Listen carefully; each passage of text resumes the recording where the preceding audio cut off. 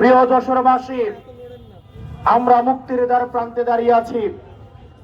আমাদের নীরবে একটা বিপ্লব ঘটে গিয়েছে। আপনি প্রত্যেকটা মানুষের দ্বারে দ্বারে যান, প্রত্যেকটা মানুষের কাছে যান, এবং যারা অন্য প্রতীকের রাজনৈতিক কার্যক্রমে অংশগ্রহণ করছে তাদেরকেও যদি গোপনে জিজ্ঞেস করেন, তারাও বলবে আমরা নিরুপায় হয়ে এখন রাজনৈতিক কার্যক্রমে অংশগ্রহণ করছি। কিন্তু আগামী 12 তারিখ ইনশাআল্লাহ ভোটটা আমরা 11 দলীয় ঐক্যবদ্ধ জোট বাংলাদেশ এবং দাঁড়িপাল্লা শাপলাকলিকেই দিব। আপনারা বুঝতেও পারছেন না কি ধরনের একটা নীরব বিপ্লব ঘটে গিয়েছে। আপনারা কৃষক, কামার, শ্রমিক, মজুর, ব্যবসায়ীদের আর্তনাদ, তারা নীরবে নিভৃত, তারা আর্তনাদ করছে, তারা ভয়ে রয়েছে। যদি অশুভ কালো শক্তি, এই চাঁদাবাজ, টেন্ডারবাজ আবার যদি আসে, ব্যবসায়ের পরিবেশ বিঘ্নিত হবে, আবার চাঁদা দিয়ে তাদের আবার স্বাভাবিক জীবন যাপন করতে হবে। সেজন্য তারা চাঁদার থেকে নিস্তার চায়। আপনাদের সেজন্য প্রত্যেকটা মানুষের কাছে যেতে হবে, প্রত্যেকটা মানুষের দ্বারে দ্বারে যেতে হবে। মনে রাখতে হবে, প্রার্থীর কাছে কিন্তু ভোট নাই, ভোট হচ্ছে জনগণের কাছে। এই মুহূর্ত থেকে আপনারা এখানে যারা উপস্থিত রয়েছেন, প্রত্যেকটা মানুষ প্রত্যেক দিন আপনাদের যারা ভোটার রয়েছে, সে যদি আপনি জেনেও থাকেন আপনার বিরুদ্ধে কাজ করছে, তাও তার কাছেও আমাদের দাঁড়িপাল্লা শাপলাকলির দাওয়াতটা পৌঁছাই দিতে হবে। সে আপনার দাওয়াতের অপেক্ষায় রয়েছে। সেও মনে মনে চায় এই দাঁড়িপাল্লা মার্কায় সিল মারার জন্য সেও অপেক্ষা করছে। যিনি চাঁদাবাজি করে জীবিকা নির্বাহ করেন, যিনি মাদক ব্যবসা করে জীবিকা নির্বাহ করেন, উনি ওনার সন্তানের জন্য একটা সুস্থ সুন্দর একটা ভবিষ্যৎ রেখে যেতে চান, এবং তিনি এটা বিশ্বাস করেন এটা শুধুমাত্র কেবলমাত্র 11 দলীয় ঐক্যবদ্ধ বাংলাদেশের ক্ষেত্রেই সম্ভব। প্রিয় যশোরবাসী, আপনারা গতকাল প্রশাসনের নগ্ন হস্তক্ষেপে নির্বাচনী পরিবেশ কেমন হতে পারে সেটার একটা টেস্ট ম্যাচ আপনারা গতকাল ঢাকায় দেখেছেন। আওয়ামী ফ্যাসিবাদী কায়দায় পুলিশ তার নগ্ন রূপে আবার ফিরে গিয়েছে। প্রিয় পুলিশ ভাইয়েরা, আপনাদের কাছে উদাত্ত আহ্বান জানাবো, আপনি যে পোশাকটা পরিধান করে আছেন সেই পোশাকটা আপনার যোগ্যতার মধ্য দিয়ে অর্জন করা, আপনার মেধার মধ্য দিয়ে অর্জন করা।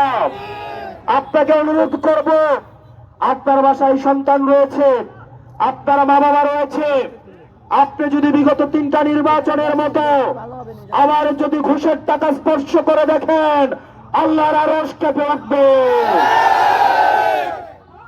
আপনি সিদ্ধান্ত নেবেন, আগামীর বাংলাদেশটা চাঁদাবাজদের হাতে তুলে দিবেন, আপনার সন্তানের ভবিষ্যৎটা কি চাঁদাবাজদের হাতে তুলে দিবেন নাকি ন্যায় ও ইনসাফের হাতে তুলে দিবেন? প্রিয় পুলিশ ভাইয়েরা, আপনারা বিবেকের কাছে দায়বদ্ধ থাকুন, কোন রাজনৈতিক দলের কাছে না। রাজনৈতিক দলের কাছে দায়বদ্ধ থাকলে সেটার কি পরিণতি হয় সেটা আপনারা গত জুলাইয়ে দেখেছেন। আল্লাহর কসম করে বলছি, আপনারা ন্যায়ের পক্ষে, ইনসাফের পক্ষে থাকেন। আপনারা বাংলাদেশের জনতার চাকরি করতে আসছেন, জনতার ট্যাক্সের টাকায় আপনার বেতন হয়, কোন রাজনৈতিক দলের টাকায় আপনার বেতন হয় না। আজকে যদি আপনি কোন রাজনৈতিক দলকে পৃষ্ঠপোষকতা দিয়ে ক্ষমতায় নিয়ে যান, আগামীকাল আপনার সন্তানের চাকরির জন্য তাদেরকে ঘোষণা দিতে হবে। প্রিয় পুলিশ ভাইয়েরা, আমরা আপনাদের বন্ধু।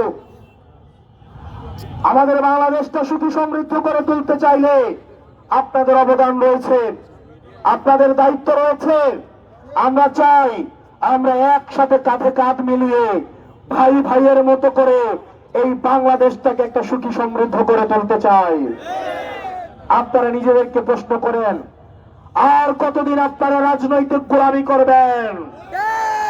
অনেক পুলিশ ভাইয়েরা আমাদেরকে এসে বলেন, তাদের অফিসাররা তাদেরকে চাপ প্রয়োগ করে, ডিবি হারুন, বেনজির, ওনারাও চাপ প্রয়োগ করেছেন।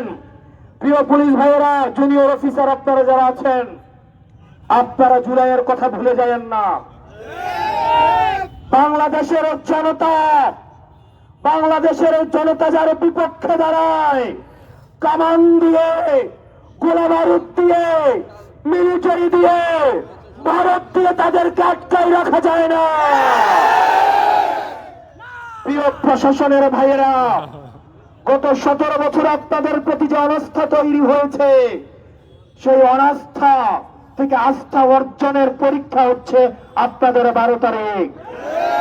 আমরা আস্থা রাখতে চাই, বিশ্বাস রাখতে চাই, বিগত 3টা নির্বাচনের মতো এই নির্বাচনে কোন ওসির জন্য খাম পাঠাতে হবে না, কোন এসপির জন্য খাম পাঠাতে হবে না, কোন এসআই এর জন্য খাম পাঠাতে হবে না, কোন কনস্টেবলের জন্য খাম পাঠাতে হবে না।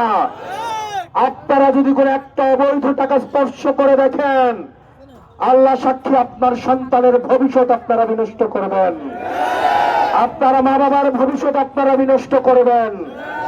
এই বাংলাদেশটা আপনার, এই ভূমিটা আপনার, এই বাংলাদেশের মালিকানা আপনারা বুঝে নেন। নিজেকে একবার প্রশ্ন করে দেখেন, একদিন যদি কোন রাজনৈতিক দলের গোলামি করেন, আগামী 5 বছর রাজনৈতিক দলের নেতার বাসায় পোস্টিং ট্রান্সফার প্রমোশনের জন্য যেতে হবে। প্রিয় প্রশাসনের ভাইয়েরা, এই নির্বাচনটা আপনাদের একটা অগ্নি পরীক্ষা। বাংলাদেশের মানুষ আপনাদেরকে বিশ্বাস করবে কি করবে না, আবার আস্থায় আনবি কি আনবে না, সেটার অগ্নি পরীক্ষা হচ্ছে এই 12 তারিখ। আপনাদের বিএনপির পুলিশ হওয়ার দরকার নাই, জামাতের পুলিশ হওয়ার দরকার নাই, এনসিপির পুলিশ হওয়ার দরকার নাই। আপনারা বাংলাদেশের পুলিশ হয়ে ওঠুন, জনতার পুলিশ হয়ে উঠুন। আমরা আপনাদেরকে নিরাপত্তা দিব, আমরা আপনাদেরকে মাথায় তুলে রাখবো। প্রিয় মিলিটারি ভাইয়েরা, আপনারা যারা আছেন, আমরা জানি আপনারা দেশটাকে ভালোবাসেন, দেশের প্রতিটি ইঞ্চি মাটিকে আপনারা ধারণ করেন। কতিপয় অফিসার বিগত সময়ে আপনাদের সম্মানকে লুণ্ঠিত করেছে, আপনাদের পুরো প্রতিষ্ঠানকে কলঙ্কিত করেছে। প্রিয় অফিসার ভাইয়েরা, প্রিয় মিলিটারি ভাইয়েরা, এই নির্বাচন আপনাদের কলঙ্ক মোচনের নির্বাচন। পুরো বাংলাদেশ আপনাদেরকে সহায়তা করবে, আমরা আপনাদেরকে সহায়তা করব। আমরা এই সব প্রতিষ্ঠানের সম্মান নষ্ট হইতে দিব না। আপনারা জনতার কাতারে কাঁধ মিলিয়ে আগামী নির্বাচন একটা স্বচ্ছ, নিরপেক্ষ, অংশগ্রহণ নির্বাচন করার জন্য আপনারা আপনাদের জান জীবন দিয়ে চেষ্টা করবেন। 12 তারিখের পরে বাংলাদেশটা কেমন হবে সেটা নির্ভর করে এই নির্বাচনের উপরে। প্রিয় যশোরবাসী, আপনারা সিদ্ধান্ত নেবেন।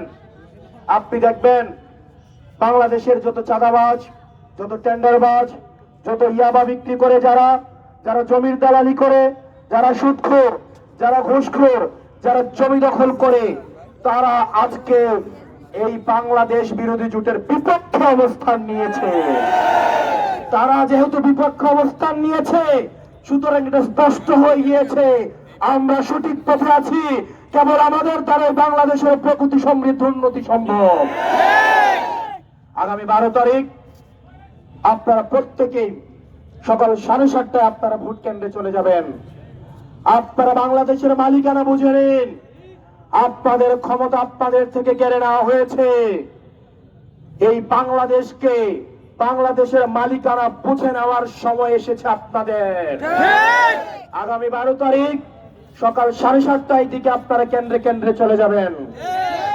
একটা দল কেন্দ্র দখলের প্রস্তুতি নিচ্ছে, বিভিন্ন পর্যবেক্ষকের নাম খুলে, নাম সর্বস্ব প্রতিষ্ঠান খুলে বিভিন্ন পর্যবেক্ষকের মধ্য দিয়ে ভোট রিগিং করার চেষ্টা করছে।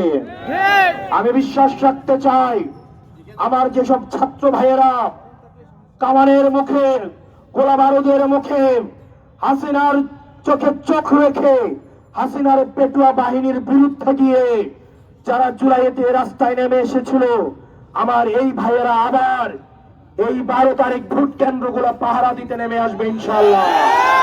আমি বিশ্বাস রাখি আমার ছাত্র শিবিরের ভাইয়েরা, ছাত্র শক্তির ভাইয়েরা সেদিন যদি কেন্দ্রগুলোতে থাকে তাহলে চির সাহস করবে না ভোট চুরি করা। আপনাদেরকে 7:30টার দিকে কেন্দ্রে চলে যেতে হবে। এবং ফলাফল না পাওয়া পর্যন্ত কেন্দ্রগুলোতে আপনাদের অবস্থান নিশ্চিত করতে হবে। এবং 12 তারিখ পর্যন্ত আমাদের ভিপি আব্দুল কাদের ভাই এই যশোর 3 আসনের প্রার্থী, আপনারা ওনার পক্ষে রাত দিন আপনারা কাজ করে যাবেন। আপনারা রাত দিন ওনার জন্য কাজ করে যাবেন। এটা ভিপি আব্দুল কাদের ভাইয়ের নির্বাচন নয়, এটা বাংলাদেশের মুক্তির নির্বাচন, চাঁদাবাজ থেকে মুক্ত হওয়ার নির্বাচন, আধিপত্যবাদ থেকে মুক্ত হওয়ার নির্বাচন, জনগণের মালিকানা বুঝে পাওয়ার নির্বাচন, কৃষক শ্রমিকের অধিকার বুঝে পাওয়ার নির্বাচন, ছাত্রদের অধিকার বুঝে পাওয়ার নির্বাচন, রাষ্ট্র কাঠামো করার নির্বাচন, বেশিরভাগকে কবরস্থ করার নির্বাচন।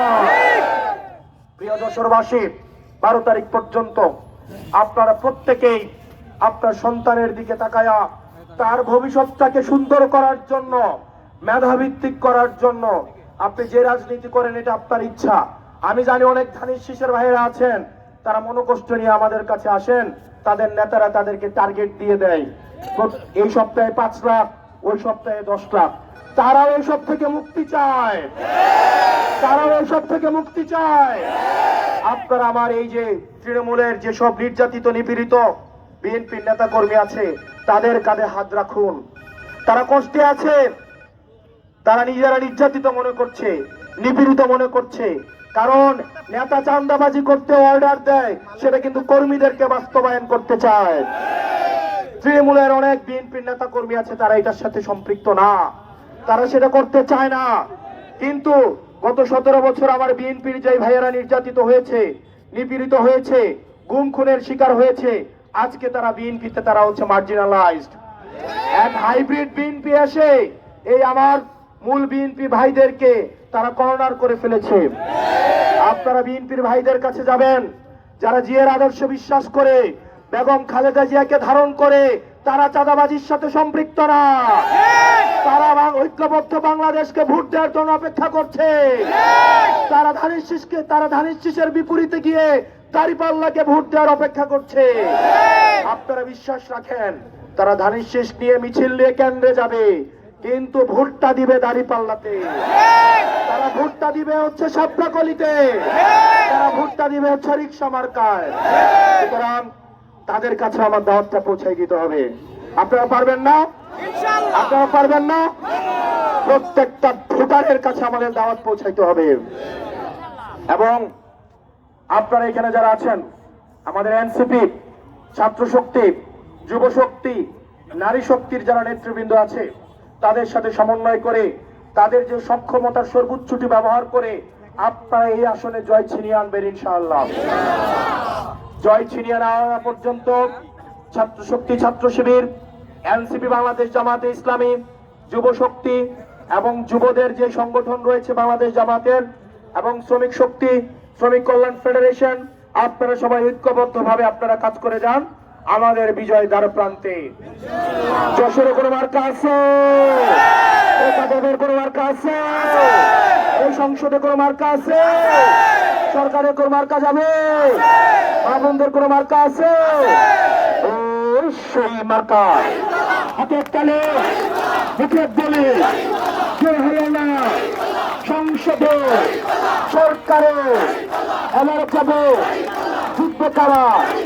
চারদিকে উঠেছে, ফুটেছে, চারদিকে জিতবে কারা? তোমার আমার কৃষকের, শ্রমিকের, তরুণের সবাই বলে জিতবে কারা? দেবিদ্বারের কোনো মার্কা আছে? দেবিদ্বারের কোনো মার্কা আছে? এই হাসনাদের কোনো মার্কা আছে? সেই মার্কা হাতের তালে বুকে বলে শ্বশুর থেকে তাদের বইয়ের আরো দূরে সংসদে সরকারে এবারে যাবে। আমাদের আমির একটা মার্কা বলছিল পাল্লা কলিক। সারা বাংলাদেশে কোনো মার্কা আছে? সংসদে কোনো মার্কা যাবে? সেই মার্কা হাতের তালে এবারে যাবে সংসদে, সরকারে জিতবে তারা। ইনকিলাব, ইনকিলাব।